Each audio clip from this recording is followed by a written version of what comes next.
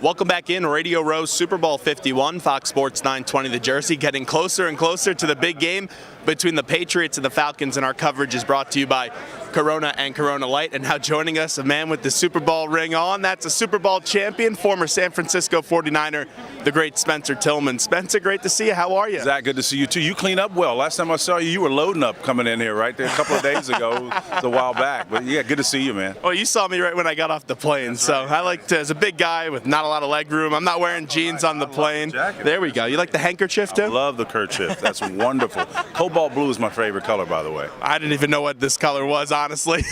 I just saw it. I go, oh, it's on sale. It's supposed to be $200 originally. Now $89. Take it. It's good. It's good. Love the accent. The little black collar. That's classic stuff, man. Last year when we had you on in San Francisco, you told me Joe Montana is the greatest quarterback of all time. Yeah. Tom Brady has a chance to win his 5th Super Bowl on Sunday, is now in his 7th.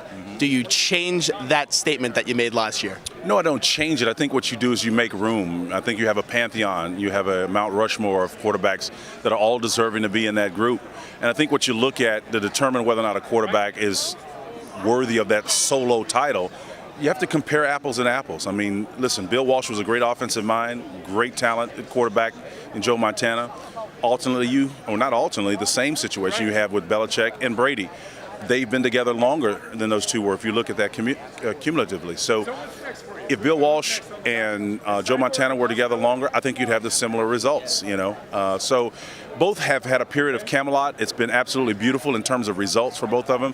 But what Tom Brady is going to do in terms of putting himself in that pantheon and even above it in terms as measured by wins and numbers of wins and numbers of championships takes nothing away from what Joe Montana did, in my opinion. I'm a football nerd. There's nothing better when I hear someone at the line of scrimmage go, 52's the mic, or right. kill, Right. and does all the audible calls. Omaha. Well, paid and retired, but you still hear people say Omaha. When you were in the huddle with Montana, or Montana got to the line of scrimmage, just take me through that. It was really calm. I mean, you know, he says, all right, ready? Y'all want to do this? He had a real soft, staid voice. And he would go, 19 Bob King, and he would look at the people who he knew that were mission critical to that particular deal. And it was almost like a sweeping hand would go. And he had this anatomy to his approach. Obviously, he communicated with calm, and he would progressively go through each position. And he'd look at you, and it was like a predictable process.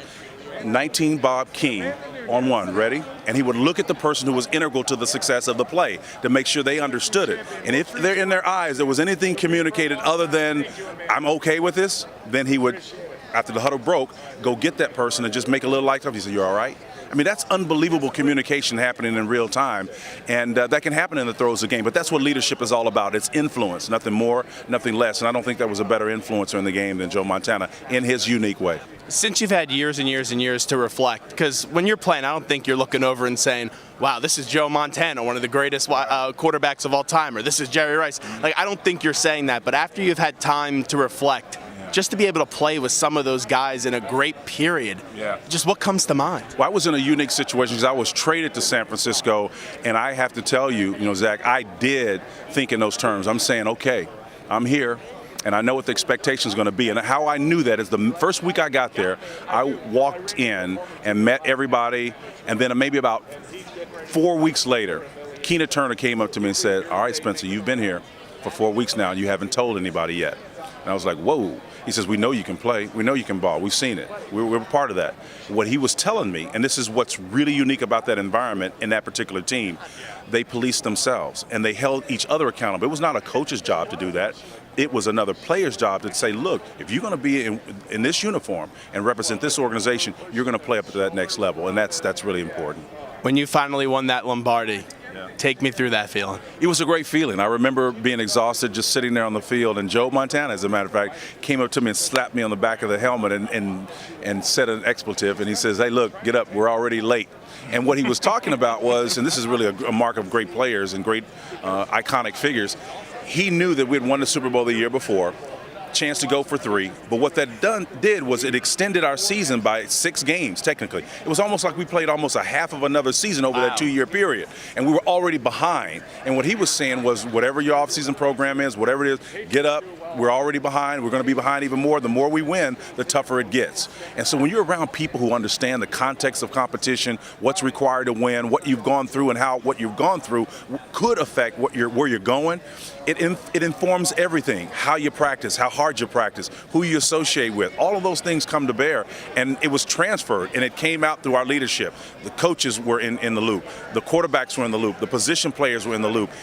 Everyone understood what we were trying to do. And so it was not foreign territory. And that really created a level of stability that you just didn't see in a lot of other organizations. And you kind of see that with the Patriots, because I was interviewing Kevin Falk last week, and I go, what's your favorite Super Bowl? And he goes, the next one. And I'm like, Kevin, you're retired. I go, there is no next one for you. And he goes, I still feel like I'm a part of that culture. And that next one mentality is just shows that competitive nature like you're talking about with Joe Montana as the great Spencer Tillman joins us right now. Well, if you know process, if you know how we achieve things, it's very difficult for someone to dwell on their successes and not be impacted in a negative way. You have to have a snap and clear mentality. That cuts both ways. When bad things happen, snap, clear, next play. Clear it. It's gone. It's next play.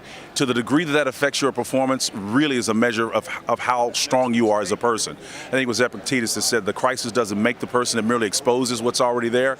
And the same thing can be said for the positive things. Whatever happens to you, not everybody runs well with a full cup of success, right? And you know who those people are. The gallivanting around after you've done something, give the ball back to the official and go back. And I'm not against anybody celebrating all that stuff. That's their deal.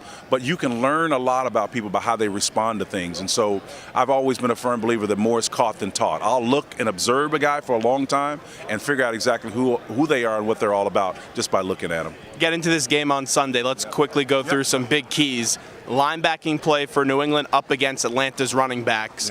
How does New England defend those backs? Well, first of all, you got to be more athletic. I think that's a distinct advantage for Atlanta. Both their backs can catch the ball out of the backfield, and I think Coleman in particular is going to be a major factor in this game. I think because Atlanta's thrown touchdown passes to 16 different guys, that's indicative of how much stress they can put on the back end. Bill Belichick is brilliant at taking away one of your threats. You can't take away all of their threats. I mean, as I said, 16 different people caught touchdown passes. So who does he take away? I think you're going to take away Julio Jones. That's obviously the first thing that you do. But again, there's so many other people that are effective and can do what they need to do to put stress on you. So it becomes matchup. I mean, even if you look at the performance that the Texans had against them, they had success on the defensive side of the ball with Whitney Merciless over the center, and they moved Brady off of his launch point. That was a great strategic matchup. They put pressure on him frequently, more effectively than Pittsburgh did. I think I think the Texans played a much more effective game. Romeo Cornell had an unbelievable game plan to get the Texans in a position to win. The Texans just didn't have enough offense, and Brock Osweiler, who reverted back to his old interception throwing ways in that contest, that's what really ended Texans season prematurely. But I just think ultimately Atlanta has too many weapons across the board. Now, there is the old axiom that defense wins championships. We know that. But only 5 times in the history of the Super Bowl has a lower-rated defensive team, right, won a Super Bowl. If you are able to say that it's a wash, that both defenses are good, I'm going with Atlanta because their offense is that much better, in my opinion, than New England's. And I'm not saying that Chris Hogan can't step up and be a great asset. In fact, if they have a chance to win, he will have to be a great asset. And also a big piece how you could keep Atlanta off the field is New England running the football, which they're capable of doing. And also, they have a lot of diverse weapons, too. Middle linebacker for Atlanta is going to be the key there versus LeGarrette Blount. That's going to be the challenge. I mean, Richard Smith, the defensive coordinator for Atlanta, was my first coach. He was coaching special teams then. We called him perfect. The guy comes from that pedigree of people who were influenced by Buddy Ryan. He coached for Jerry Glanville, Williams, all of those guys from that same tree about frenetic defenses. We don't know a lot about Atlanta, but they've come into their own in a hurry. But I'm going to tell you, the DNA is there for them to be a great defense. If they can keep them healthy because of the style that they play, very frenetic, fast, and they put it in your watch pocket, man. They hit you.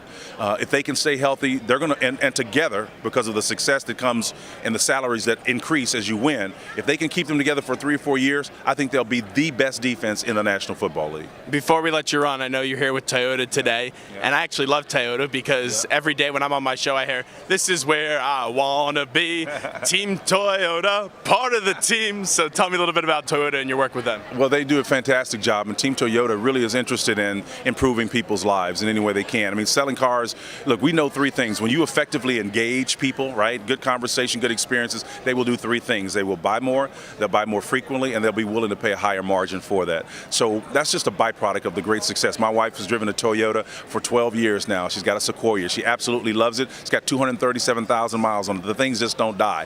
So we love Toyota in our house, but more importantly, we know that Toyota is concerned about our nation. We're doing a lot of leadership-oriented things that they're concerned about. We're trying to arm our youth with resiliency, and we know now that resiliency is a more reliable indicator of whether or not a person will succeed or fail in life, even more so than academic prowess. So Toyota is partnering with us to help us spread that message and communicate to America that they're concerned with your safety and well-being beyond just driving their automobiles, okay? That's a good thing, but they're more concerned about the people. Well, I know you were impressed with my outfit today, but that Super Bowl ring, it's unbelievable. And can you imagine, wow, this thing is really cool. But today, they like double the size of these things. Yeah, they're gaudy, man. But you know, the bottom line is, it's the memories that matter. The memories are really what it's all about, the relationships that you have. When I look around and I see some of the people that I play with, man, the rings are just a representation of what we know is the most important. It's the people. So when you see an old teammate, what's the first thing you say to them? The first thing I say to my teammates is just, hey, man, how you doing? There's usually a smile. It's the first thing. Without saying anything, there's a smile. And with that smile comes this plethora of memories that flood back. It could be an off-site or over somebody's home on a Tuesday night on our day off. It could be anything random, but that smile connects with a mission.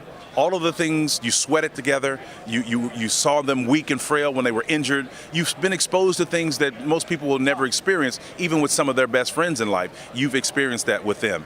So to me, it's wonderful to see. Spencer Tillman, always great to see you. Thank you so much. Pleasure's mine, my friend.